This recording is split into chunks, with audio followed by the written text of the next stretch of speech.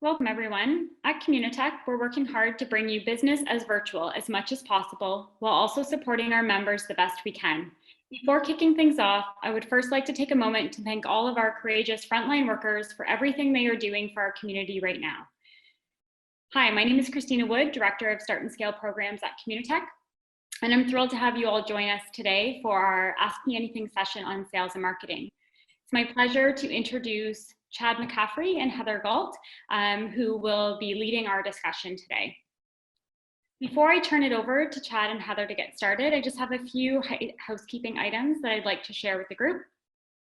So just a reminder that this session is being recorded so that it can be shared at a later date with companies to view or for you to refer back to. We ask that you please keep your microphone on mute through the duration of the call. And if you have any questions to ask, Chad and Heather will be taking those questions throughout the call, but please use the chat functionality to ask those questions. You also may want to minimize your speaker view on the right-hand side of your screen in order to view the whole slide deck. So there's an option for that at the top of the bar. And lastly, I just wanted to note that we will have Chad and Heather back for an Ask Me Anything session on May 26th for a discussion on how to leverage partnerships during the COVID crisis. So with that, once again, thank you, Chad and Heather, for joining us. And we will get started here. Let me just share my screen. And then Heather, if you can confirm that it's showing appropriately, that would be great. Yep, will do. We're good.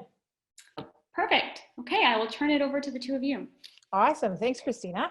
And welcome, everybody. Thank you so much for being with us today. I hope this is a useful session for you.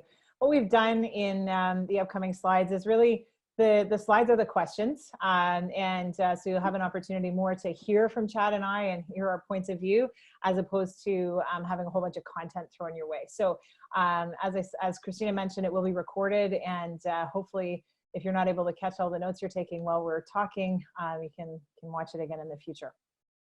And Christina, maybe we can move to the next slide so we can talk a little bit about the things we're going to cover today. So we're going to start off by thinking about our potential or our current customers and how in this time that might start to evolve. So Chad and I will talk a little bit about how that's going to change. And then we'll shift from the customer into marketing and into sales. So thinking about how does your approach change, or how could it change? What are some of the things that might drive you to make those changes? And really, what are some of the things you might need to do? And at the end, we'll share a little bit about a couple of useful frameworks that might help you think about how what we've talked about might apply directly to your business. But before we jump into that, I thought it was helpful to start off with a couple of sort of overarching points. And one is this awesome quote that I keep hearing from Winston Churchill, which is, never let a good crisis go to waste. And so, here we are in this time of unbelievable change. And it's an opportunity for all of us to really think hard about how can we get closer to our customer? How can we build ourselves up to be even more connected to them, even better advocates for them, and even better at helping our customers succeed in their businesses? And as I look around at the companies that I work with, and I think Chad is the same, the companies that are most resilient right now are the ones that are taking advantage of this crisis and really using it as a chance to think hard about their product, about their sales and marketing, and about their customer. So I hope that we can use this opportunity in crisis for all of your companies to do the same. The other thing, oh, Christina, can we go back one, if you don't mind? Yep, sorry about that. That's okay, no worries. So the other thing that really stood out as we were starting to talk about this was the really interesting thing that happens when you look back at the previous recession in 2008, 2009.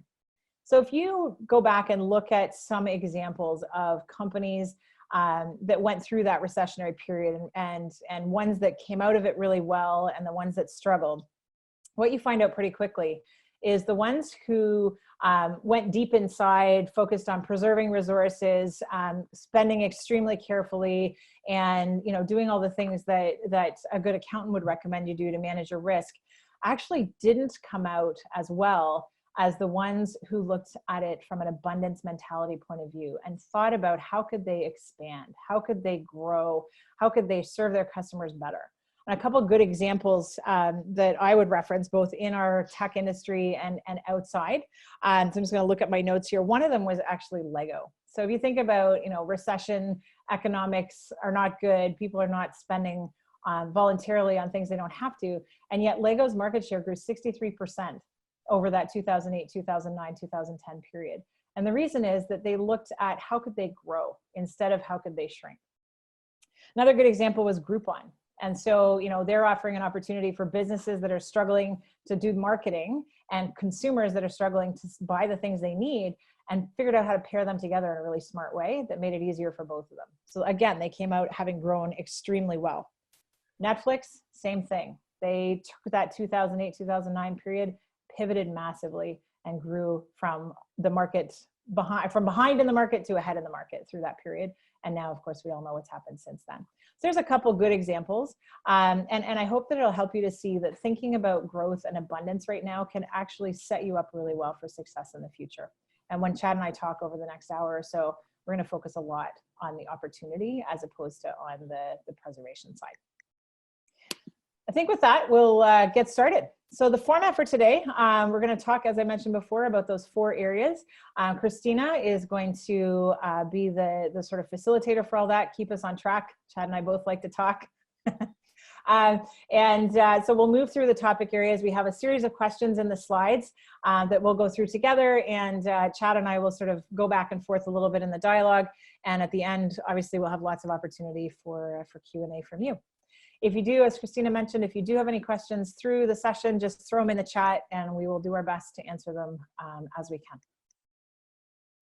Great, thank you, Heather. So we'll get started with the first topic on customers. So my potential clients are struggling right now. Should I change my target market? Yeah, this is a great one to start with, very deep. The way I think about this is you got to do the analysis, right? Depending on your business, talk to your customers, even if they are struggling, get on the phone with them, really understand deeply what's going on in their world and with their customer. Knowing that the customer's customer is a really key point here. So speaking with them, getting deep into it. If you are in a place where it is, restaurants and others are completely shut down, obviously you may, if you can, need to completely change course. In other cases, I think about it more around what your actually value proposition is a different way to think about it. So if you can pivot that perhaps around revenue growth being your driver and turn it into maybe cost savings, productivity, efficiencies, other things like that, that's a great way to think about this one. So, seek to understand before being understood. That's the way I would think about this question.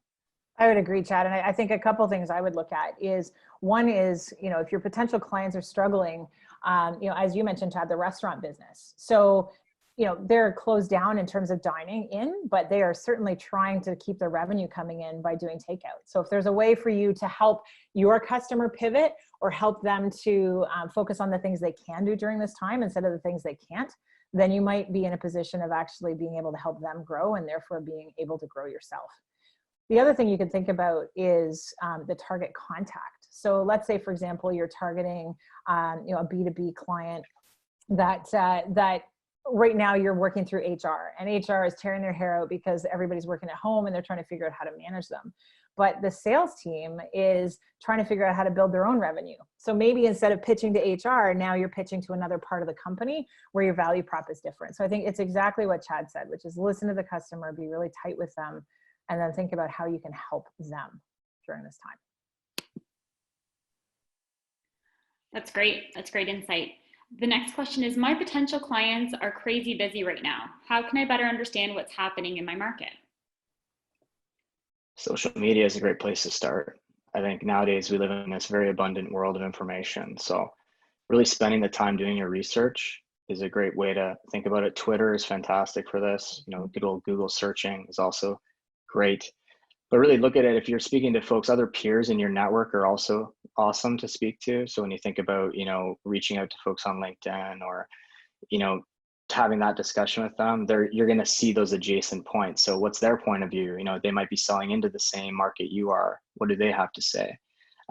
Those are all easier ways. People that are really busy, obviously you're taking a step back, but I think leverage what you can out there. There's a lot of different folks that have a view of the market you're selling into. And so, use them as best you can and really do the research and do the reading. Absolutely. And Chad, I would add to that a couple things. So in the company that I work for, PPO, we work in the food space, and I use Flipboard. There's actually a couple of boards on Flipboard that are specific to the industry, and I watch them every day. And there's a couple of industry publications that I'm on every single day as well. So on top of Twitter and Facebook and LinkedIn, definitely using those industry publications and media as best you can. And the other one I've seen is some industries, webinars like this one are becoming a big deal. And so, jumping on those to hear what's next, it's a great chance for you to not only hear what the industry is talking about, but to get a little bit ahead of the game too. So you're even better prepared to talk to your customer when they're ready to talk to you again. My potential clients aren't buying right now. What else can I do to stay connected to them during this time? Yeah, this is strong community management and marketing here. I think, doing things like we're doing today, really thinking about the community and the ecosystem that surrounds what you do. Interface with folks, doing video chats. We live in a great world with podcasting and video now with Zoom and otherwise to really share interesting insights, educate, move into education mode. How can you use content and different vehicles to get that message across? I think that's a great way to think about that. When people are more ready, when this does come, we get out of this, they're going to be nurtured and ready to come back to you and make a decision, get into a buying cycle with you. So be patient and just bring value however you can. Yeah, and positioning yourself as an industry leader makes you even more likely to get the sale when they're ready to buy again. Yeah, agreed. All right, Christina, should we move on into marketing and messaging? Maybe we should pause for just a second and see if there are any other questions around target market and sort of how you might change your thinking about the sector. Give everybody a second or two.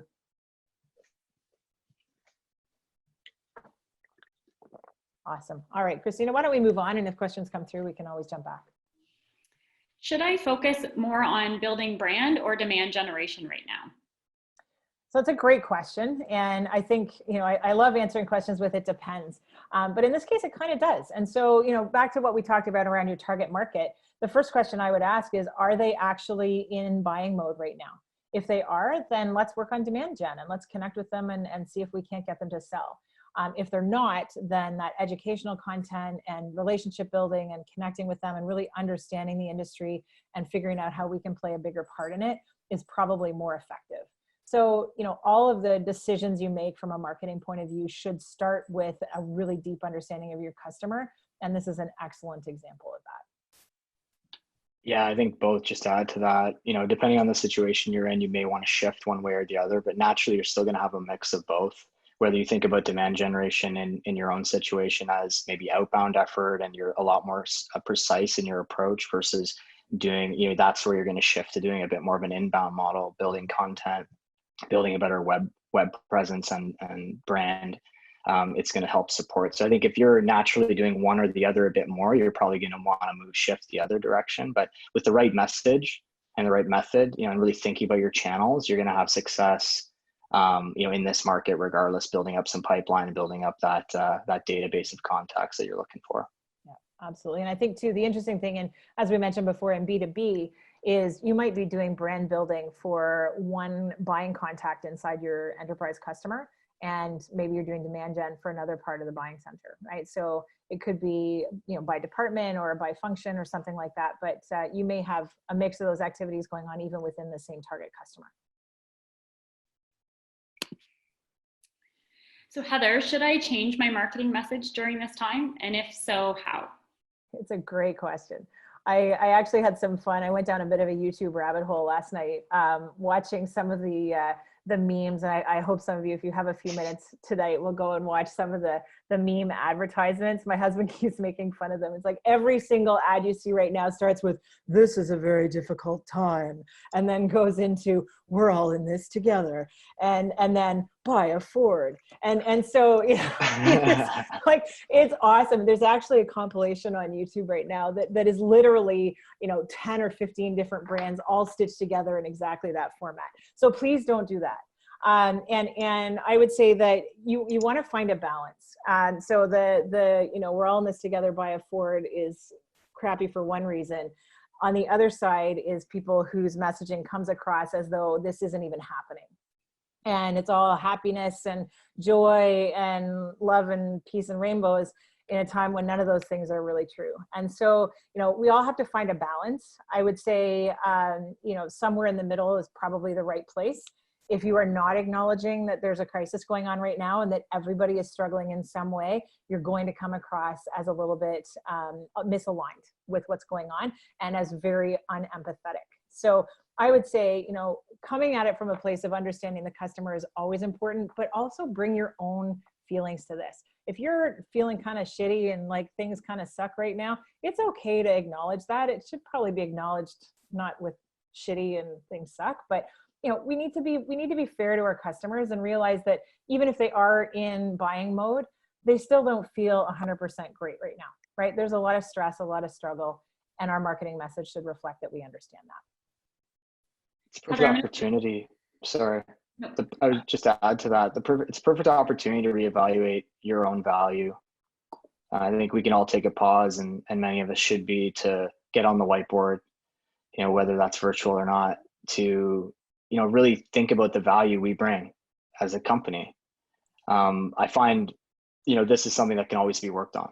So when you're thinking about, the gap that exists in the business that you're selling to, I subscribe to some of the reference material we'll share afterwards, but there's a really good book called Gap Selling, if anyone wants to check it out.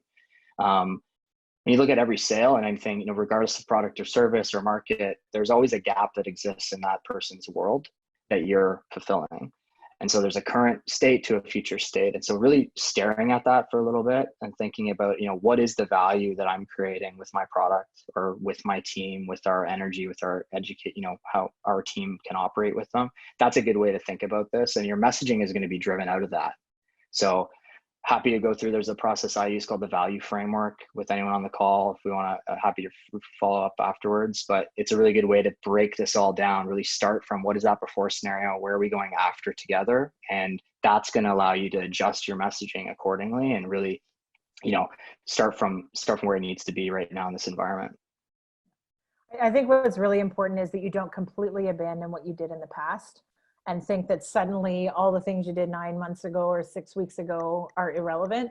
Your customer needs to feel like you're still the same company, and there's some elements of consistency there. So really what's changing is not the core elements of truth that support your messaging all the time, but maybe how those things are framed or how they're positioned, and a few things you might add to it to make it more appropriate during this time.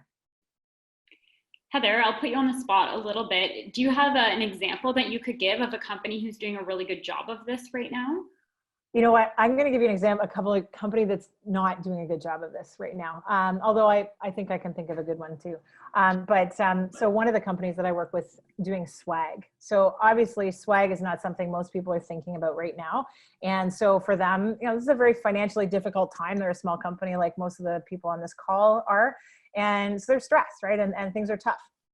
And about 10 days into the crisis, when all of the PPE was visibly in desperate need, and companies were, especially in this region, were putting out the call and were donating. And in fact, I think it was the day I drove all of PPO's PPE, there's a lot of P's in there, over to Westmount Golf Club and dropped them off, including a whole bunch of masks. This company emailed me and said, hey guys, we have masks available for sale and you can put your logo on them. And I wrote him back and I said, we're donating right now. I just donated thousands and thousands of dollars. Could you guys do the same thing? Because there's so much in need. And he wrote me back and said no. And so I actually have taken away from that a company I've done business with for years and years may not be a company that I do business with going forward. And partly because they've now shown that their values are a little bit misaligned from mine. So it's a good example of, giving some thought to how are your customers feeling and making sure that you message accordingly. I have another company that I'm working with. So Christina, this is a good one. This company works in sort of the fringes of the healthcare system. And for them, they, again, are very close to their customer and empathize really well. And they've got this really cool part of their product that helps solve a big problem for their customers right now. But it's a problem that has a lot of emotional weight. And I'm going to be really careful about how I share this. So we've spent a lot of time thinking about how do you explain this problem that they solve without getting into the really heavy, deep, emotional part of that story. And they've invested enormously in trying to communicate that message, and it's working super well for them. So, but again, comes from the place of customer empathy, and that should always be your driver with your messaging. Great. Switching gears a little bit on what should I be doing with my marketing automation? So once I have my message, how should I be getting that out? So I would look at marketing automation from 2 points of view. So one is actually what's automated right now. And if you haven't over the last 8 weeks stopped all of your automation for 24 hours and reread every single one of your messages for their tone, do it now.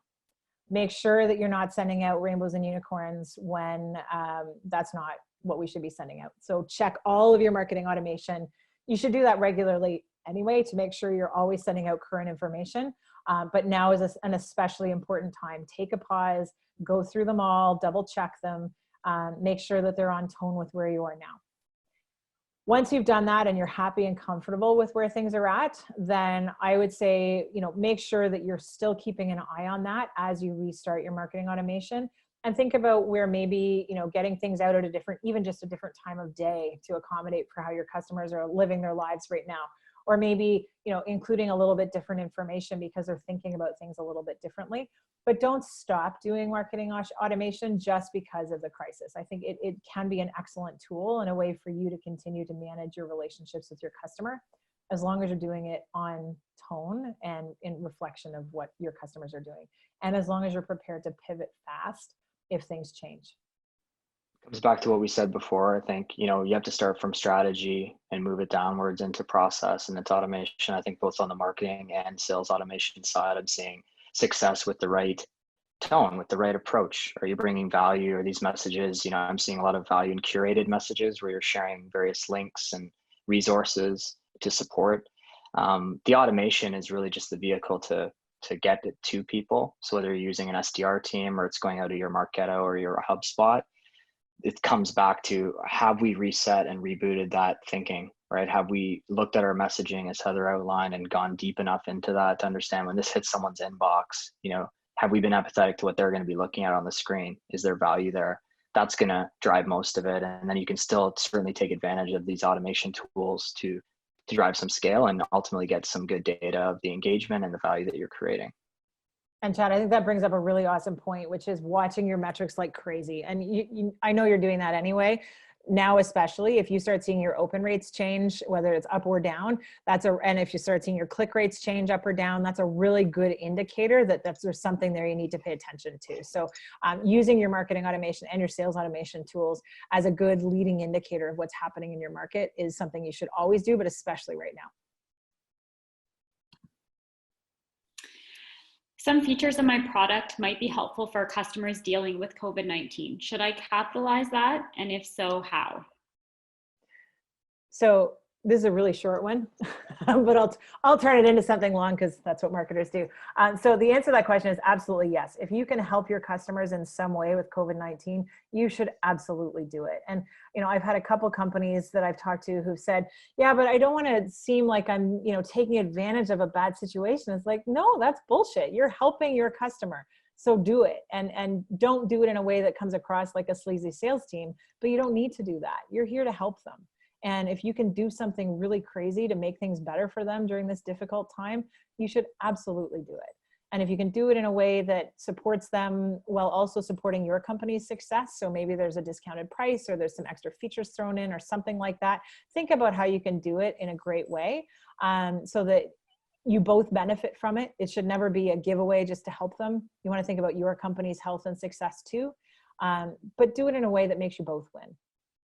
Yeah, this is a black swan moment for a lot of companies right now. We're seeing this. I think there's Inksmith and a number of great examples locally where, they've pivoted and made good decisions, but you can be on one side of the other. If you are on the good side of it, which the question's asking, certainly dive in. This is your opportunity to leverage that, build real value because of, what you do and the value you bring to support people in this environment. So short answer is yes, but to expand on that, it's definitely something you should be doubling down on and thinking about how can you add more resources into your revenue engine and system so that you can really expand on this time and take advantage of it. That's absolutely the way you should think about it.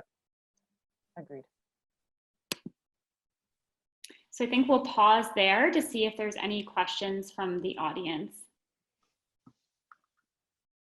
Please use the chat feature if you do have any questions. We're happy to answer them.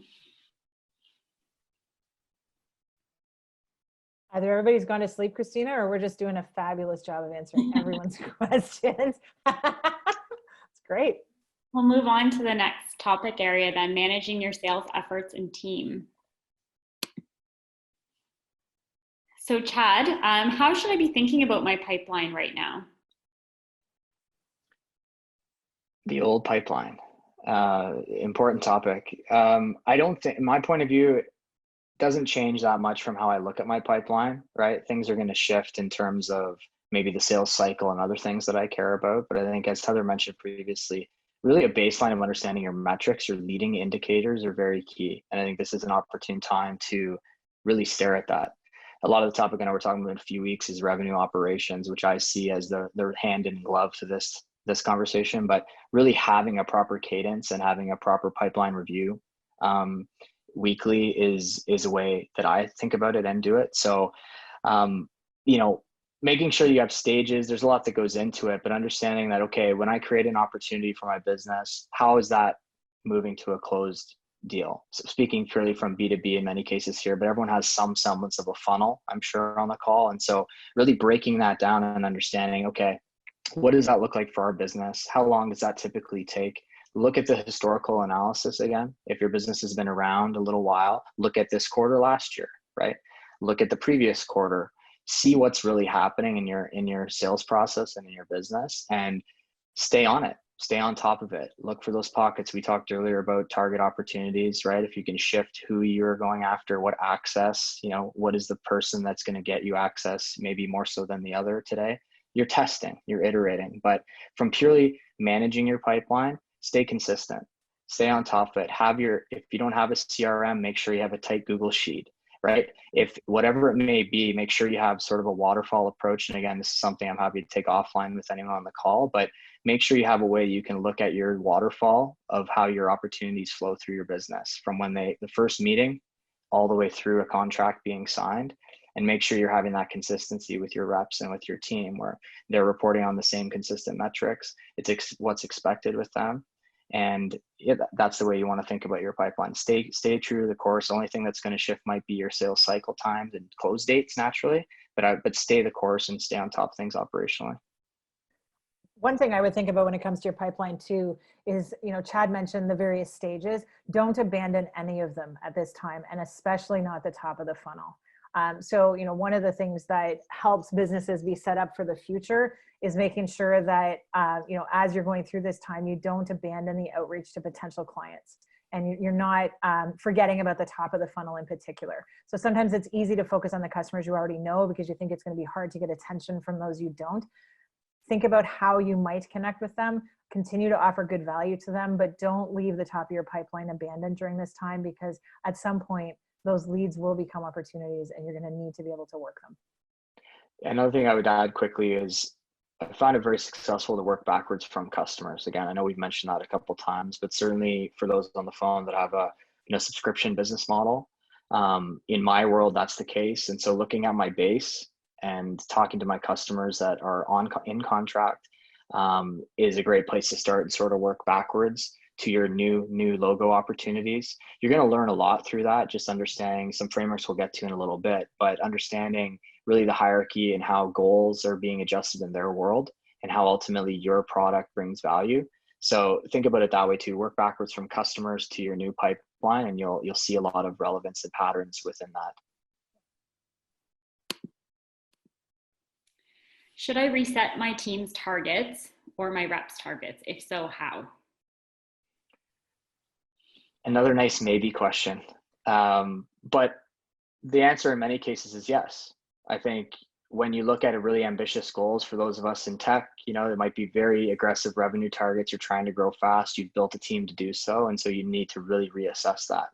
I think starting from the team perspective, you really want to sit down as a leadership team on Zoom in this case, and talk about how things are adjusting. What do we really still need to make happen? How does this adjust our operating model for the calendar year? and even into 2021. I think that foresight's important, to think outwards as far as you can comfortably. On the rep level, I think it's really important to still, you're going to reassess the same way. So based on what decisions are made at the team level and where you're going as a company in this environment, you're going to bring that down like you would anything else, a bottom-up approach. So I think about it as, here's our target that's new or adjusted. Here's how the individual team members are going to contribute to that goal. So you're going to work bottom up from, the inputs of the work on the street, right? The inputs of activity, how much email, how many meetings am I having in a week? What are these key inputs that are going to drive our business? How are those adjusting at the rep level? From a compensation standpoint, which is a key part of the question, I like to make sure my reps are whole. I want to, if it's spiffs or it's other ways to get them where they're trying to go, this matters in this environment, right? So, depending on how you think about that, you can go higher up in the pipeline and comp. I've talked to a couple other of my peers where they're comping on things that aren't just closed revenue. They're looking at things like POCs and pilots and other real core activities to the sales motion. There's compensation assigned to that. And then secondly would be, just things like bonus stuff. So if we're building a new prospecting plan, or we're standing up a new initiative internally, aligning some of your reps to that activity and providing compensation for that is another way to think about supporting your team through this time. That's how I think about the targets and how you could reset them. I think it's really important though, Chad, through all of that, what I heard as a theme is that they should still have a target, right? We all need, and I've even seen this with my kids, they need goals. They need something to work towards. Otherwise the days lose their structure. And especially when you're working from home and you're a salesperson and your focus has always been external, it can be pretty hard to be stuck at home. And if you are goalless during this time, you're really going to struggle.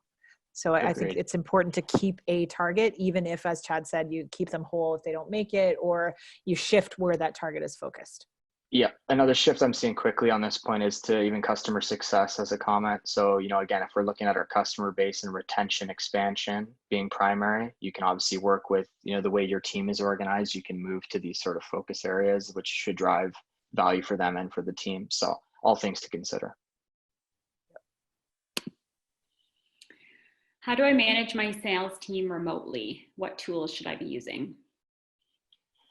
This comes back to an operational framework again. So the nice thing about sales is it is very numeric and goal driven, as Heather mentioned. So if we understand well enough at a foundational level what success looks like in our business as an individual contributor, you're able to manage fairly effectively. Again, back to cadence. My personal view is I like to have a start of the week meeting. Monday's usually a team thing, get everyone motivated, get everyone clear on what we're trying to accomplish. And then Friday's typically a bit more of a forecast, close the week off on pipeline inspection and just things that have progressed and are moving towards our monthly forecast. Those are, in that sense. From a tools perspective, nowadays there's great tools. We're very fortunate, right? We use a lot of Slack. Slack's our go-to. I would highlight a tool called Troops. So we're a Salesforce. We use Salesforce as our CRM, and we have fairly built out. So we use a tool called Troops.ai that actually connects Salesforce and Slack. And that is a really, really powerful tool, because every time we change stages and we add updates into Salesforce, that actually directly notify Slack for our wider team. So people don't have to be trying to go into Salesforce and find out what's going on in the pipeline. We're actually notifying our product team, our engineering team. Everyone's aware of what's happening in the sales and the customer side of the house. So those are a couple I would highlight. Otherwise, there's a tool called Atrium that I would highlight. It's in the notes for links afterwards, Atrium HQ. And it's really, again, about the metrics I discussed in the last question. So being able to really understand these inputs and outputs, tracking, things that really matter from an effort perspective, efficiency perspective, those things really get helpful when you get more detailed with it, because you're going to be able to tune not only how you think a rep thinks about a week, but how you're going to be able to manage things remotely, especially. So happy to talk about that again otherwise, but those are a few tools I would highlight that I'm using. While you were talking, Chad, I was trying to find in my notes, I have a client who's using a really awesome tool where they can listen in on their sales team's calls remotely. So they can connect the sales manager and the BDR or the sales lead with, a newer person on the team. If I can find it, I'll send it I out. have, yeah, I can reference those, Heather. Yeah. Chorus there you go. AI is one, and Gong is the other one. Those are the two main ones for conversation intelligence. So yeah, use those as well. Very, very helpful for call recordings as well. If the wider team wants to, from a product management perspective, if you're doubling down on your roadmap and using this time, understanding what your conversations are taking place and feedback that you're receiving on calls. Those are two great tools that record the call, and then you can also share those back with your team. Just one other question on this, Chad. So some people, they're working from home right now, but it's not necessarily a normal working remotely environment, given, kids at home and different challenges. Is there anything that you can speak to that? Wow, that one resonates for me, Christina. Two young boys over here. Yeah, I think there's one little tool I would check out called Crisp.ai. It actually mutes things automatically in the background for you, or on the other side of the phone. So when you're talking to a prospect on an important call, for me, I have a 2-year-old running around. I mean, you actually can't hear him even when I'm talking. So that's a pretty interesting little tool. Other tips, I think it's just about adjusting your day. We're all dealing with this. This is not normal. As much as many of us are able to work, and I think we're blessed to be able to still work in this environment, I think fundamentally it's different. So adjusting your times of day when you work, taking breaks at different times, pending schedules, all those things are important to consider, sales or not. That's helped myself for sure. So just sort of breaking up your day differently. It's not just a 9-to-5 game anymore. I think there's a lot more to consider when you're and still being able to get your job done and do what you're trying to do. I found it really cool too in this time. A number of people have commented to me about how they love getting to know people in a different way. Right. So, you'll see the kids crawl up on your lap. Mine are too big to do that now, but you'll see the kids come into the call, or the cat will walk across the screen, or the dog will bark, or, and you see the bookshelves behind people with all the books falling over in the big piles, or the nice clean room. Or in my case, if I turned the screen this way, you'd see a wholly different view of my office. But you get to know people better, and it's actually kind of a cool opportunity. So yes, there is that level of chaos that you don't deal with. But as a salesperson, you're also a human being, and your customers will actually connect with you better and feel more affinity for you when they know you as a person. So the opportunity to see your kids jump into a call, or your dog jump into the call, that's not a bad thing. It's okay. And I think people actually appreciate it when you're human. That's a really positive point. I think it's so true. Like it's opening up. This is work and life. This is all that sort of integration everyone talks about. But it's true. You start to see that. You see people's true reality, and I think we should be comfortable with that. Agreed. Thank you for that. We'll move on to the next question. What's the right way to be doing pipeline reviews during this time? And what should I really double down on in my pipeline reviews? Yeah, so it's consistent with the previous question, I think, as well. It starts from really the baseline. You want to look at and reassess your baseline with your team and what's expected. So I like to think about it as, sure, we're trying to close deals. Everyone is, one way or another. Some of us might be doing things that are very analytical, e-commerce, side of the house, or folks on the phone that are doing marketing-led sales. That's much more staring at your analytics and your funnel that way. From the sales rep perspective, which is really where this pipeline review concept would be more prevalent, is, like I said, just having the key indicators, right? In a given week, what's a great week look like, or a good month in your world, right? Are you a quarterly business in terms of target? Are you annualized? What does that all look like? I think that deeply understanding that is important, right? Once you work backwards, the review then, which in this case I mentioned, I typically like to do at the end of the week, where it's now let's review kind of progress to our goal. In this case, so let's say for the end of May. The way I like to do it again is you can have some good, I find the problems I see, just to mention pitfalls for a second, is even if you have Salesforce or dashboard set up, it's very static. You're not really seeing the true reality, right? So what I like to double click on is the leading indicators, right? How many contacts are we engaged in the account, right? How many folks, have been in the previous meetings? How quick have we had a follow-up meeting? There's a bunch of interesting things you can look at as it relates to that activity and what's happening in the account. That's going to give you more health of the actual opportunities. These are all forecasting things, which we could go deep on. But the way I like to do it is it's the reps meeting. They're talking about what's going well. what they're excited about. And then, my job's really to double click and help them identify risk, right? We don't want happy ears. In sales, it's all about how do we kind of get to the root of where there's blockers and where there's gaps and hurdles. And so that's how I think about the pipeline reviews, and we try and have some fun with it as well. Did you want to add anything there, Heather, or should we move on to the next question? I think I'm just watching the time. I think let's move on to the next section. Perfect. So we'll quickly pause there. If anyone does have any questions for Chad or Heather, we can take them now. Also, just a reminder, if you do have a question that pops up while we're going through a topic, please feel free to put it in the chat and we can get it answered right away for you. So I do see a question has come in from Susan. We recently launched an app on the Shopify platform. Without any advertising, we have a lot of customers installing and uninstalling the app. There must be something that our current customers aren't satisfied with the product. I emailed customers and asked for 15 minutes feedback and offered $25 gift card for their time. However, the response rate is very low. How can I get more customer feedback with the help on our product development? Want me to take that one, Heather? I can start. You can jump in. Yep, go for it. Yeah, it's a very good question. It's a deep question related to kind of customer success and product management. The way I think about this time, and you're doing the right thing there, offering up, you're trying to grab 15 minutes. It's the age-old problem, right? I'm trying to get 15 minutes on the calendar. I think we all struggle with that. I think from what other insights, or what can you share with them? Like, what's value to them as well, right? You've offered a gift card, but also like what other things could be brought in the conversation that they're going to be tied to. That's kind of just prospecting general technique.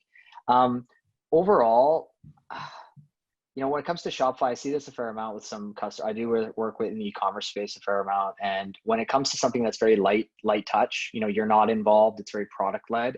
It's even trickier, right? All of a sudden, oh, now a human comes in and is following up with me. I don't even know who this is. So I think you kind of just need to, like anything else, nurture the relationship a bit. You need to kind of extend out your hand as a founder and say, look, I've started this, and really thank you so much for signing up and testing it out and whatever the case may be. But sort of come from that perspective, be really helpful to me from a feedback and helping our product management. If you could, if we could jump on the phone, or you could just fill out this form, make it easy for them is another thing I would say, right? Can you get a feedback through other mechanisms? Like, there's a few different ways nowadays. So those are all ideas. It's something you need to brainstorm specific to your, again, value and what you're doing, but those are different ways you can think about it. But keep trying, right? There's going to be people that are going to say no, but naturally there's others that will get on with you, and you'll get really great feedback and thank them for it, right? That's awesome. That's a great way to do it. And you should always be doing that, I would say, as well.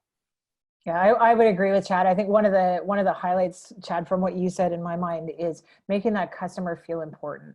So, like, for example, I love when, I think it's TripAdvisor, they send you those messages that are like 100 people read your review. Well, it feels good then, because I've now done something that has had an impact.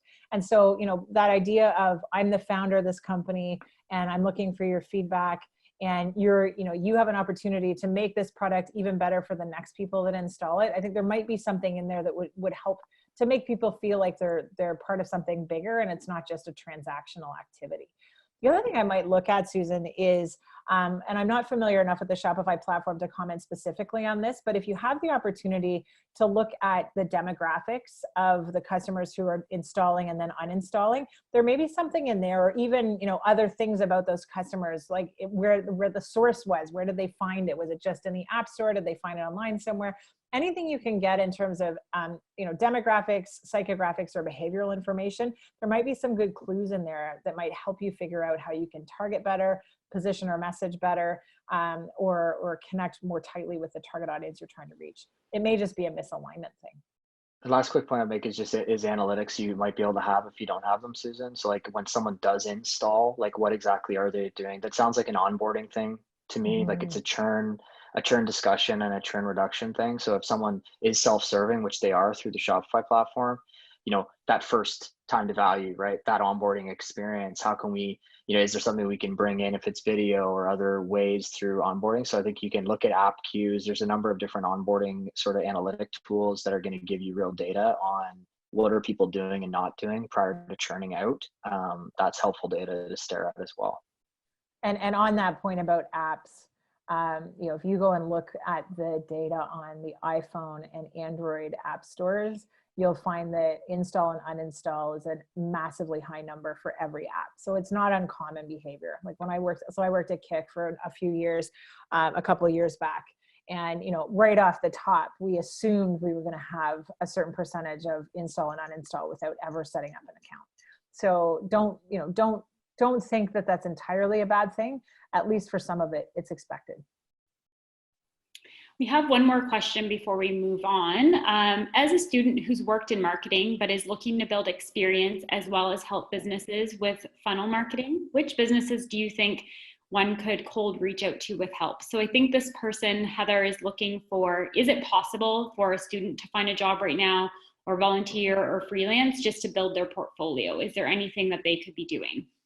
So, you know what, it's an awesome question, because the real answer I would give back is go and do a little bit of research. What companies are struggling right now? And maybe you know, go look online and you find one where they used to post every week on social media, for example, and now they're posting twice a month, or they're posting not at all. And maybe you could reach out and say, hey, I'd love to help you a little bit. But doing a little bit of that customer research and customer empathy is exactly where I would start with that. The one thing I would caution is a lot of companies right now don't have a lot of time or bandwidth for training. So doing things like the HubSpot inbound marketing courses, or, you know, finding some other opportunities to learn on your own and make sure you're prepared and ready to be independent, at least with the tools. You won't understand necessarily how they all work in the particular context of the company, but knowing how the tools work is a really good place to start. I would just add to that quick, it's no better time to create your own content. You know, start a blog, start a YouTube channel, work on your copywriting, share it, learn in public. That's something I know myself I've been really working on as well. People are going to find value in that. So once you do that, there's your portfolio, right? You're building a social presence, you're building an email list, you have a blog that you're writing interesting things. It takes some time to get started, but get started. That can be your way to personalize your positioning into a business and get an opportunity. Okay, in interest of time, I think we'll move on to the final section. So understanding your customer. So thinking about objectives, initiatives, and projects. Chad, are you? This is actually a couple of tools, like models, frameworks that we can help to use to sort of build up customer understanding. So Chad, I'm going to let you, because I know you use these really regularly, I'll let you jump in first. Yeah, this one's my favorite one. I could talk for a while on this. We have 12 minutes. Yeah, I know. I'll keep it short, I promise. So objectives, initiative, projects. The way to think about this is the hierarchy, or sort of OKRs, as a lot of people think about it, okay? Every business has a waterfall of what they're trying to do. Ideally, it's clear, some less clear than others. But generally, you have objectives at the C-suite, right? This is what we're doing this year. We're trying to accomplish, right? From there, that comes down into initiatives that are based on those objectives. So again, depending on who you're selling to, and a lot of time I'm speaking B2B for the most part, but you could still think about it the same way. You're going to have someone in the mid-level VP directors that have initiatives, right? From there, down with other folks on their teams, they're working on projects. This is really helpful, because once you really think about this and you're talking to your customers and you can map to this hierarchy, you're going to be able to find opportunities to do business with them. So I'll give you an example. You go into a customer, this is what I call the windshield wiper meeting, okay? Really helpful internally and externally. The way it goes is you have a meeting, you look backwards, hence the windshield wiper is going this way. You look backwards, typically at a period of time, I like to do 90 days. In that 90-day period, here's the objectives you've had, you know, initiatives that were going on that we knew about, and projects that your team was working on. What got completed? Are you happy with them? You have a good discussion around sort of the retro, as many people call it, right? Then from there, you go forward on the windshield and you talk about road mapping. To me, everything is road mapping, right? There's product roadmap, but there's your commercial and your sales roadmap, right? With the customer. So if the customer now has new objectives, which many do, for the following quarter, getting those out on the table and talking about them, from what the team at the C-suite's talking about that are true objectives, what the initiatives that maybe the VP you're speaking with is referencing that they're working on, and then ultimately what the team that is working on is going to give you an opportunity to identify how you can do business together, right? So that framework, if you keep thinking about it, get that out on the table, talk to people more about their goals, more about their priorities. I find this is always something with new salespeople I work with that doesn't happen enough. it's sort of you're gun shy, you don't want to ask these questions. But the more that you can get detailed and the more curious you are about how that hierarchy works from a true business perspective is going to help you so much, especially in this environment, because people like we're talking about on today's call are shifting. So once you understand their shift, now you can understand how your solution or what you bring to the table is going to help them get there. So that's how you want to think about this. Again, I can share the framework with you guys separately if you want to follow up with me, but we've used this and I've used this for a long time. It's always been the main driver of growth because it actually helps you find out how you're truly going to help the customer, whether it's upselling them more seats or more stuff, or it's starting a new relationship. You're going to be able to identify that this is actually a near-term priority for them because they just stated it to you, right? So helpful to think about it that way. It's also going to help you get up in the organization, right? If you're dealing with someone at a project level, okay, now you can get into the initiatives with the VP or their boss, and it's going to help you get and mobilize the account. So helpful way to think about it.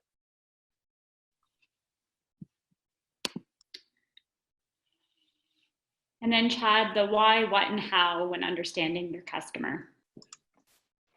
Well, hey, couldn't help but leave you with Mr. Simon Sinek here. So this is really just to start with why. So if any of you haven't read that book, fantastic book. You know, he's got a lot of quick videos you can check out. But really, this is great TED Talk too. Yeah, I find it's just helpful for everything when we're dealing with like really why, right? Why are we doing it before we get into how? So if you can think about, you know, why first, then into kind of the what, and then how we're going to do it, and sort of pause before you just get tactical on the how. That's how you want to start, and it's really going to help you really identify the reason and the value of going down the path and actually establishing, you know, how you're going to do it. So just really invert that thinking. It's easy to go tactical. Let's move back and think about why and be strategic first, and then we'll quickly be able to identify a lot smoother how we're going to get it done.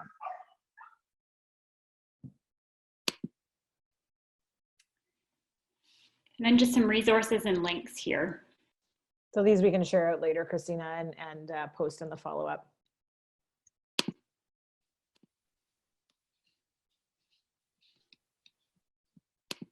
Okay.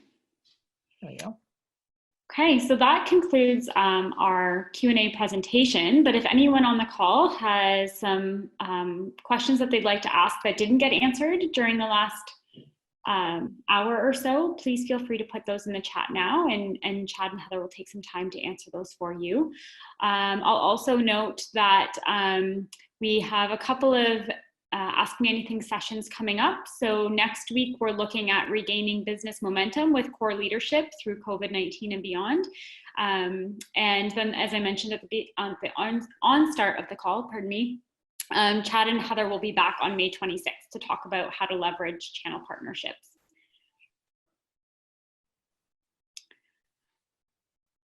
I see a lot of thank yous, but no questions coming in. So I'll leave everyone with the final thought that please reach out to your CSM or advisor at Communitech, and they can connect you with Chad or Heather if you have any questions or would like to dive into your business specifically with them. As they mentioned, you can also connect with them on LinkedIn or Twitter or other means if you'd like to get more insights from them on any of your specific challenges. And thank you all for your time this afternoon, especially when it's so busy and we're all trying to manage a bunch of priorities. It's awesome to have so many people here for the full hour. Thank you very much for being part of this. And thank you, Chad and Heather, for your time today. It's a pleasure. Thank you, everyone. Take care. Stay safe. Take care. Bye, everyone.